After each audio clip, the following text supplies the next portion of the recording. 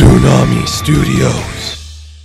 Beta Ray Bill, issue number 2, coming off the high of the incredible, the spectacular, the amazing, the friendly neighborhood first issue of this book.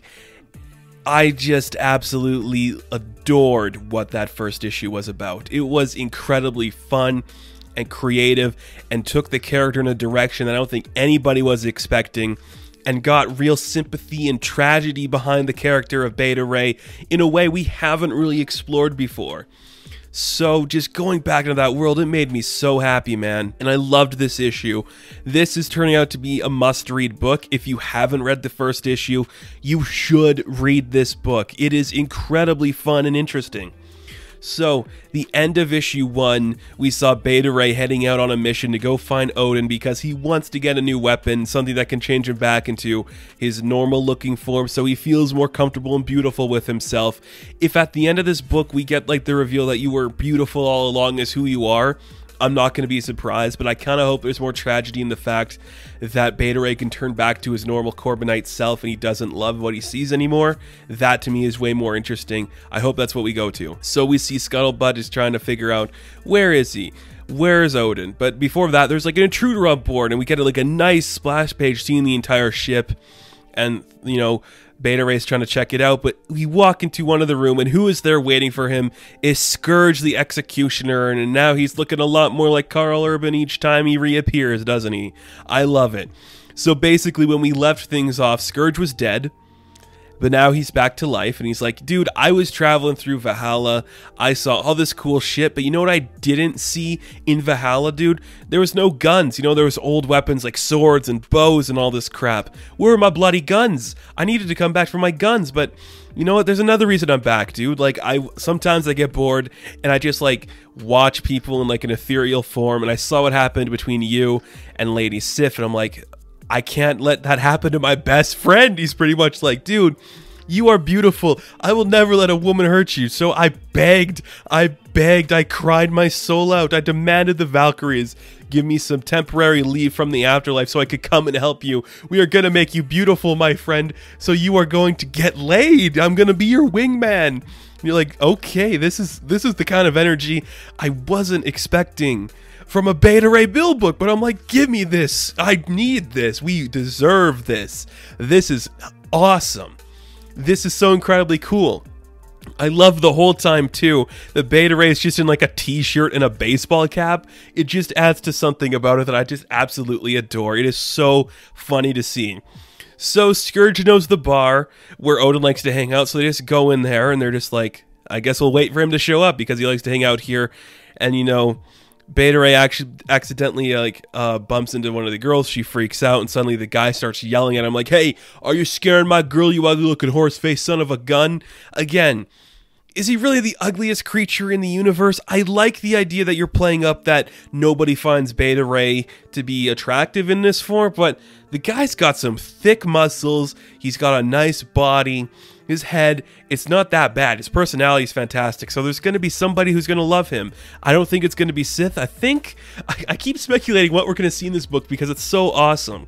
I'd love it if we met like a nice lady who looks like him and they like marry it or something.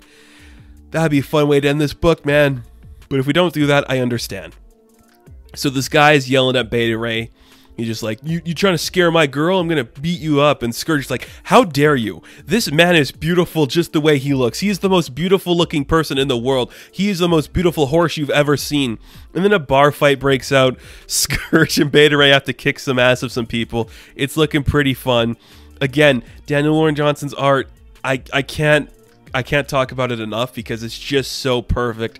It's so primal and gritty and just fluid in every way that I want from a comic book. This is how you should do it, kids. This is if you are going to, okay, I'm going to rephrase that in a different way. If I were to teach a class on like comic book art styles and like how to do like a more modern setting in that, I would take this kind of art style. I'd take things like Wonder Woman, Dead Earth, and I would take this book, you know, all his independent works, and I'd be like, this is how you should try to do it. It's exactly what a comic book should be. It's fluid, it's action-packed, it shows character and emotion in each scene, and it should be worth your time. It's so gorgeous. So we see that Beta Ray's about to be killed, but in comes Pip, and Pip just kicks the shit out of the dude. He's like, dude, I told you, you're an inspiration. When I saw you leaving Asgard, I'm like, I have to come with you. And Scourge is like, dude, Pip is here? Finally, the party's about to get started. But in walks Odin with like a muscle shirt and a big keg of beer, and we sit down to have the conversation. Dude, I need a new hammer. And Odin's like, okay, well, that sucks, man. But I can't do it. I don't have that power anymore, and you're just gonna have to get used to the way you look, man. Like, I can't change that for you, dude. And I love it, because Beta Ray just breaks down. He's like, dude, you and your son, I have done so much for you guys, and I've never asked for anything in return. And all I want to do is become my normal self again so I can have some semblance of being happy, man. But you guys can't do that for me, man. And now I'm getting pissed, man. And you don't want to see me pissed, man. And he's like, well, I'm sorry, dude, but I don't have that power anymore. There might be some way you could get it back. But first you'll have to go to Muspelheim, I think that's what you said. Muspelheim, something like that. It's the world ruled by Surtur. And Surtur's not there anymore. But his daughter, what is her daughter's name? His daughter's name, Cinder, I think it is. There's like the Twilight, the blade of the demon fire god, Surtur. You get the sword, you can use that to get your abilities back and look like the person you want to look like, Beta Ray. So, you know, maybe figure that out. Now, of course, we have to connect it back because it was Surtur who destroyed Beta Ray's home and all of his people. So it looks like our mission's going to be going to the underworld of the Asgardian lore, getting a Twilight sword so Beta Ray can look pretty and get laid. And we're going to have Pip the Troll along for the ride, and we're going to have Scourge along for the ride. So we get a nice moment where we see that Beta Ray's talking to Scuttlebug, and they're just having a conversation. She's kind of like asking, why are you sad? Like, what is wrong? And basically, this is it, man.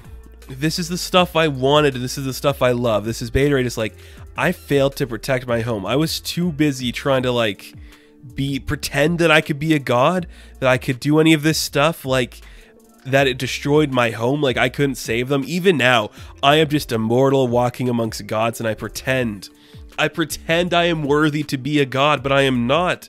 I've befriended the gods, and now look what's happened. I am this creature who couldn't even save his own planet, and now I'm this animal who can't do anything right. And you're like, oh, this is it. This is it. I absolutely love it.